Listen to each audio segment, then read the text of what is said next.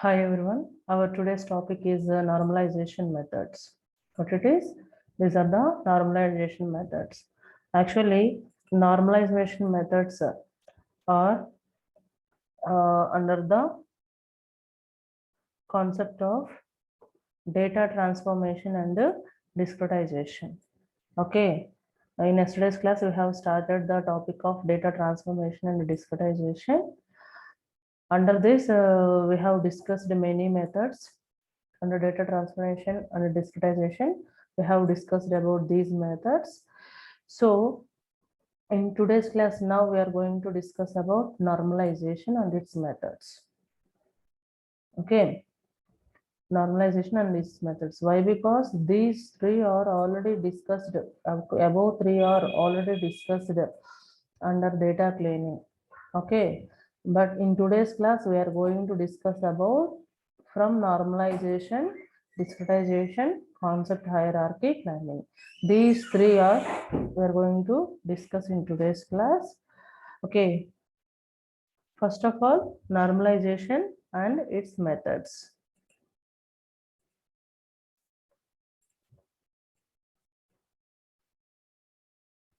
So what is normalization here? As you know that where the attribute data are scaled as so as to fall within a smaller range such as minus 1.0 to 1.0 or 0.0 to 1.0. Okay, so here the attribute, what are the attributes we have? That attributes, okay, values or transformed into within these two ranges, either minus 1.0 to 1.0 or from 0.0 to 1.0. For example, if you take one data set, within the data set, that employee salary, you may take one column data. That column data is about salary of that particular employee. This salary column or a salary attribute may have different number of values, which may be a particular person's salary is either 10k, 20k, okay, 10k or 12k, okay, it may be 20k.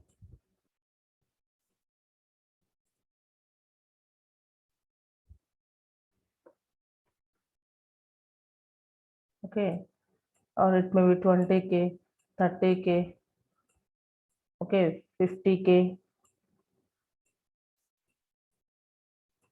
okay, 90k, and so on. These are the different values under the salary attribute.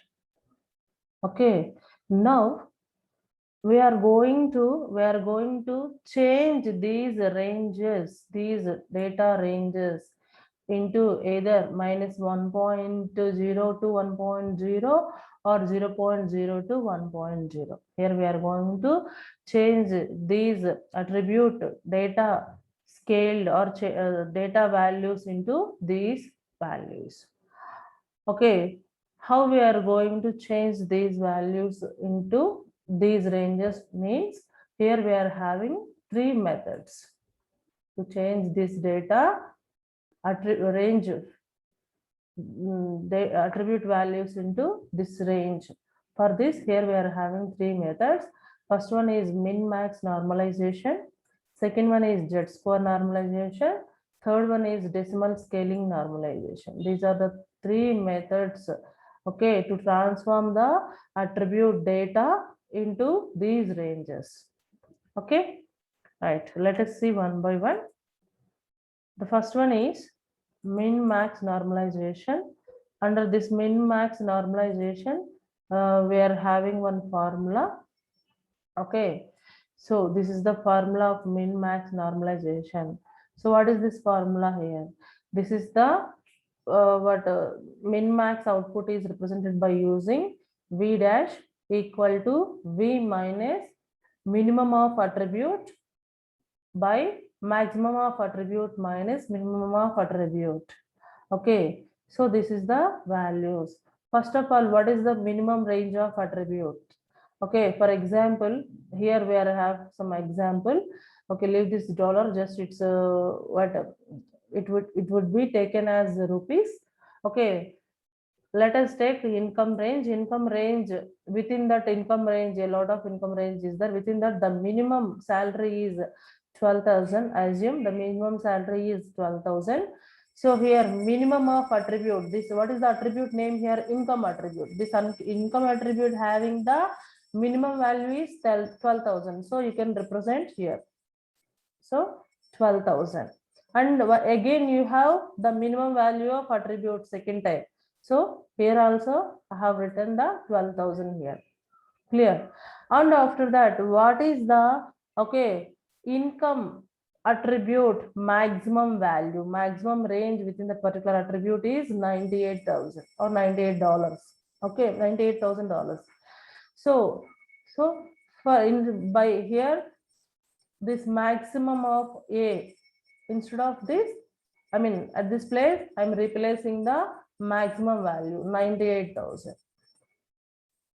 In this formula I have written 12,000 and 98,000. 12,000 is a minimum value under that particular attribute, minimum range of that particular attribute, and 98,000 is maximum salary under the income attribute, isn't it? Okay, this is about. And after that, here you have, within that formula we have new attribute maximum and new attribute minimum. What are the new attribute maximum and the new attribute minimum is, we are going to change our income attribute values into a this range, isn't it? Small range 0.0 to 1.0. This 0.0 is considered as new data of minimum of attribute, minimum value of attribute. So this is 0 or 0.0. And what is the new attribute value of maximum? That is 1.0. So your data items, you want to get this total data items within the range of either 0.0 or 1 point, in between 1.0, or you may take this one also, minus 1.0 to minus 1.0 to 1.0. So if suppose if you will take this data, okay, for suppose you will take this data, then the minimum attribute value of new attribute is minus 1.0. Instead of 0, you can substitute minus 1.0 here. Maximum is same 1.0.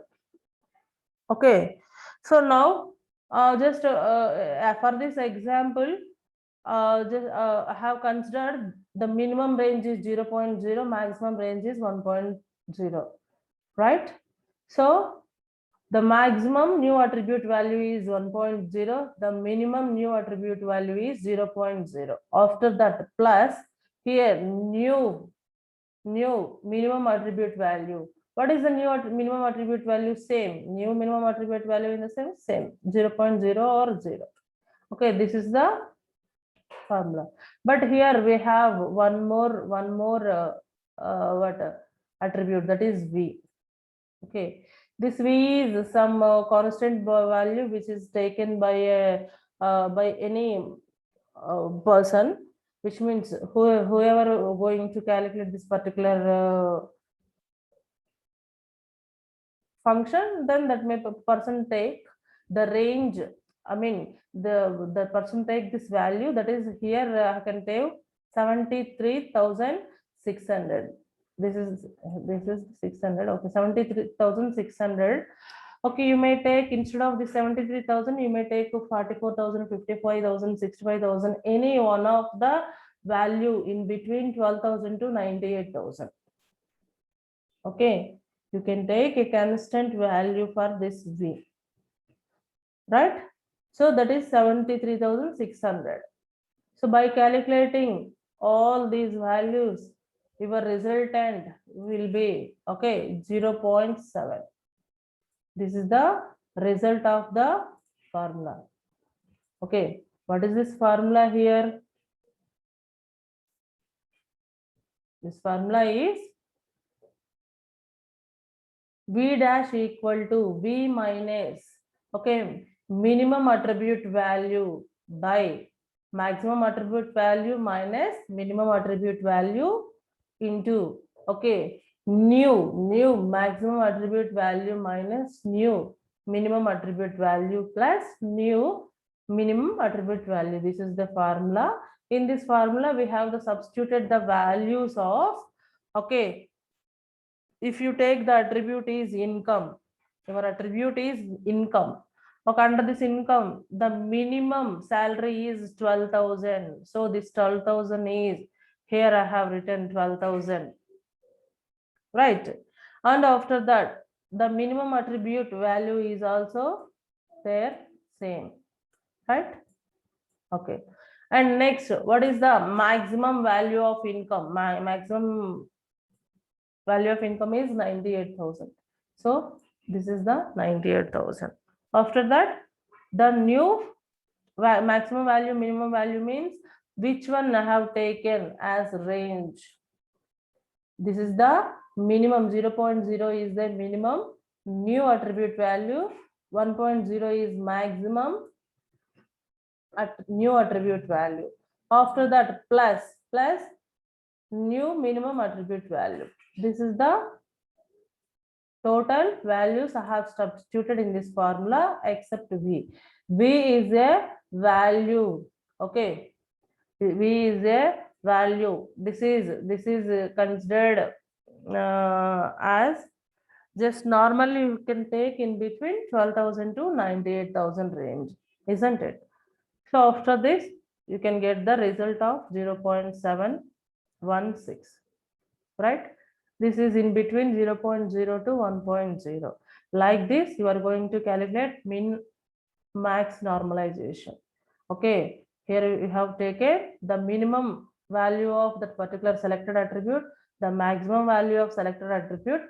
By taking those two, here you are going to calculate the normalization, right? And coming to the second method is Z square method. What it is? It is a Z square method. If you want to calculate this Z square normalization, you need to calculate first mean and standard deviation for selected attribute. If suppose your selected attribute is income, okay, income. For this attribute, it has a number of values, right? So you need to calculate the mean for that income and standard deviation. For example, let us take the mean value is 54,000, the standard deviation value is 16,000. Okay, then okay, you can substitute these values into this formula. What is this formula here? Z score normalization formula. Okay, this Z square normalization formula, V dash equal to, okay, V minus, okay, mean of attribute by standard deviation value of attribute. Okay, what is this V? Already we have taken some sample value, 73,600. So that 73,600 same V, 73,600 is the V value minus, okay, mean value of this attribute. The mean value is 54,000, right? So 54,000 by standard deviation value. Then this is the output of Z square normalization, right? Next one is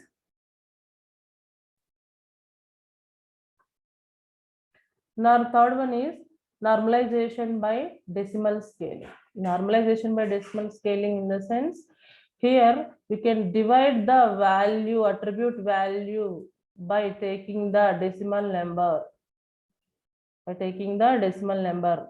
Okay, for here for all j equal to 1, 2, 3 up to n, 1, 2, 3 up to n. This j value may be depend on the, okay, range of the attribute, range of the attribute value. What it is? For example, here your attribute is range is only single digit number 2. So automatically the j value will be single digit number, the j value will be 1, which means by 10. 2 is by 10. If your attribute value is double digit number, if your attribute value is double digit number, then automatically the j value is also a 2.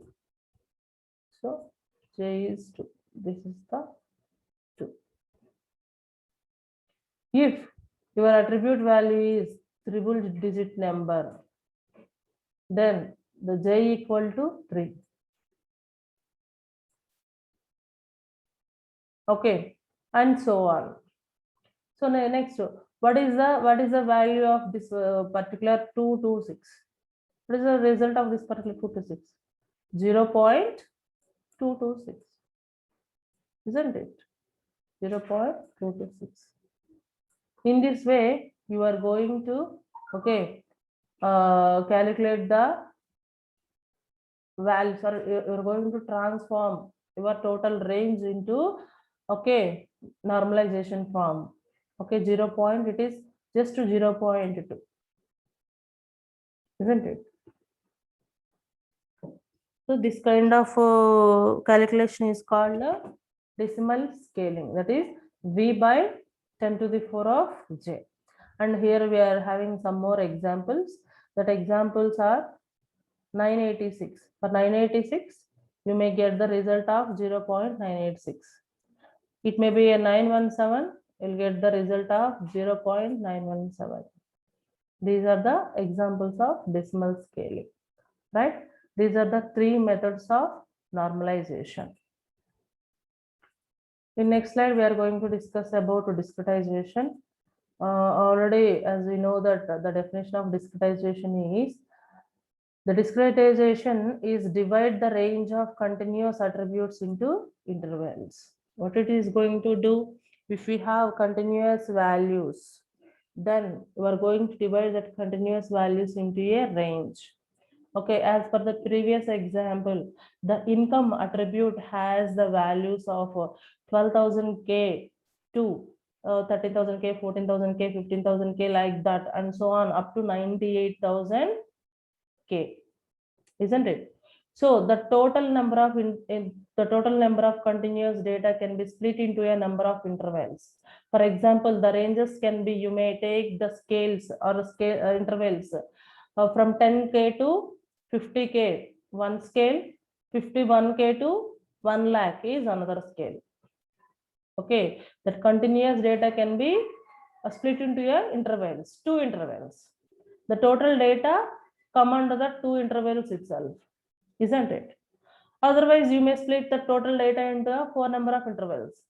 For example, 10K to 25K, one interval, 25K to 50K, another interval, 50K to 75K, third interval, fourth interval is 75K to 1 lakh is fourth interval. Okay, your data can be fall into either one of these ranges, isn't it? So that is called the discretization. And here interval labels can then be used to replace the actual data values. Why these interval labels can be used? Okay, to replace the actual data values, right? And by using this, we can reduce the data size. By using the discretization, we can reduce the data size. Okay, only we may take either 2 intervals of data or 4 intervals of data. The total members are coming under that only 4 intervals, isn't it?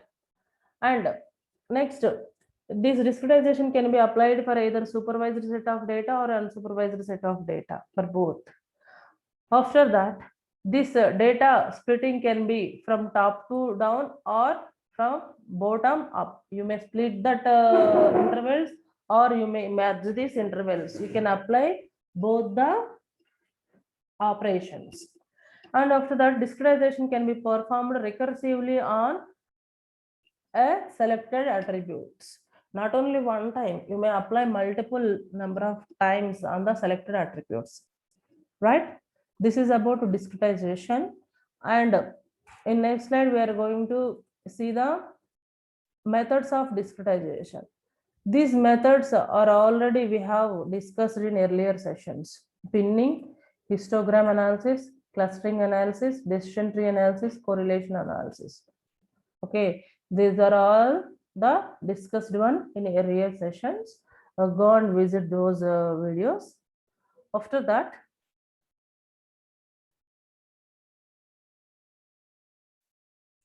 next we are going to discuss about the concept hierarchy generation. In this, what is a concept hierarchy here? Concept hierarchy organizes concepts into a hierarchical fashion, which means the attribute values are represented in the form of hierarchy. Okay, and this concept hierarchies can be used to transform the data into multiple levels of granularity. Okay, transform the data into multiple levels of granularity. For example, here, suppose I have taken the age is one attribute. The age is one attribute. Under this age, I may have, okay, 3 or 4 splits. What is the first one? First one is youth. Second one is all adults. Third one is seniors. Okay. In this way, you are going to represent one age attribute in hierarchical fashion. This is level 0 and this is level 1, isn't it? So, this is the data represented in concept hierarchy. And also, okay, and also this concept hierarchy used, okay, more in data warehouse. Okay, for applying drilling down and drilling and rolling operations. Okay, these are the operations of data warehouse data. Okay, these are the 2 operations under the OLAP. By using these operations, we are going to perform, we are going to see some kind of results on the particular data cube. So, if these concept hierarchies can be more useful in these concepts, okay, in this topic, right? This is about concept hierarchy generation.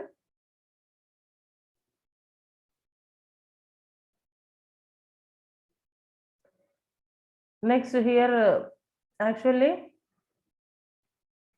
there are 4 specifications are there for this concept hierarchy generation.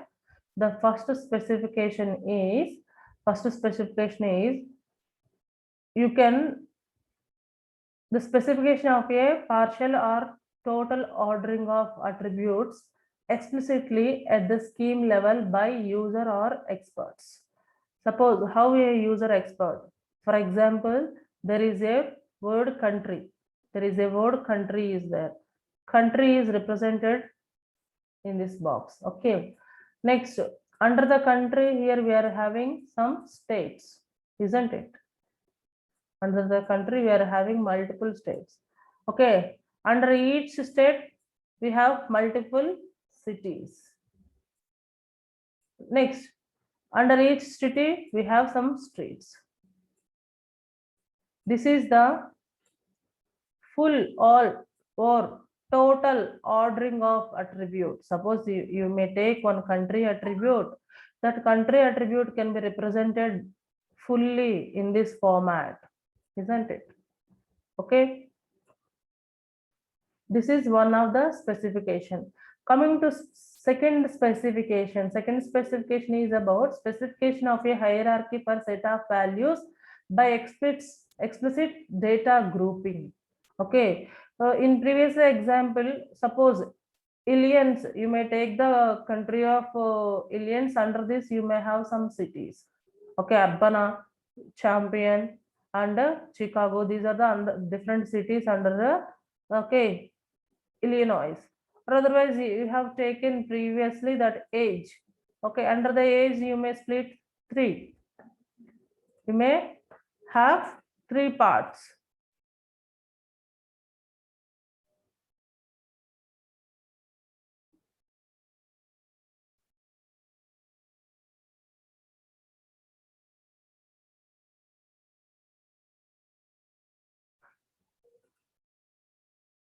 So the age can be split into 3 attributes. Okay. Youth, adults, senior citizens, like that. Coming to the third one, specification of only partial set of attributes. Partial set of attributes means here we have specified full set of attributes here. But instead of doing that, you may take only half. If you will take the half from this full, that is called partial set of attributes. For example, city, under the city you may have some streets. You are not taking the complete attributes. Only from city you may take streets, isn't it? Partial set of attributes here. And after that, you may take automatic generation of hierarchies. Fourth one is automatic generation of hierarchies by the analysis of the number of distinct values. You may analyze, okay, attribute levels. It is a street. Street may have number of streets. Cities, number of cities, number of states, number of countries. Individually, you may represent these attributes, isn't it? So these are the 4 kinds of specifications of concept hierarchy. First one is total total set of attributes representation. Second one is the attribute may be represented by using grouping. Third one is partial set of attributes. And final last one is you may split the number of attributes into a number of groups. These are the different specifications of concept hierarchy.